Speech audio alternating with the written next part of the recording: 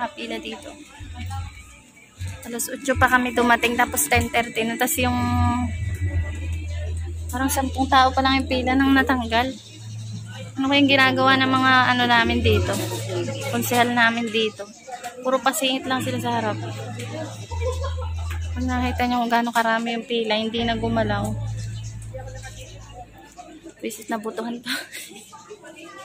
Dapat di na lang kami pumunta dito sa butuhan na to. Sayang yung inantay namin, kaya nag-aantay na lang din kami. Ayan o, grabe. Simula alas 9 at alas 8 kami pumila. Tapos hanggang ngayon ganyan, hindi siya gumagalaw yung pila.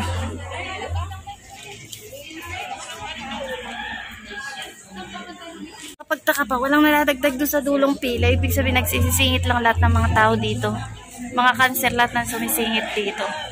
Mga buwisit ka. Mga buwisit yung mga sumisingit. Dapat pumipila kayo, hindi yung magpapauna kayo sa pila. Porque may mga kamag-anak kayo dun. Tao lang yung nawala sa pila. Ganon kabagal yung buwisit na pila dito. Nakakapagtaka lang kasi nung huling botohan naman, pagpunta mo sa school, konting pila lang, makakaboto ka na. Ano nangyari ngayon? Naging cancer ba yung mga tao ngayon? Ayun na siya. Umaakit na siya.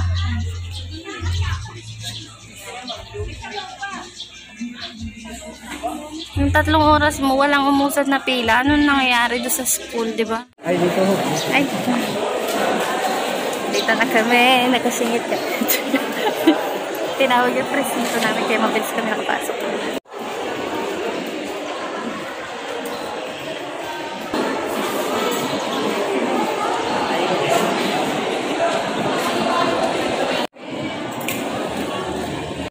Tapos na kami buhat.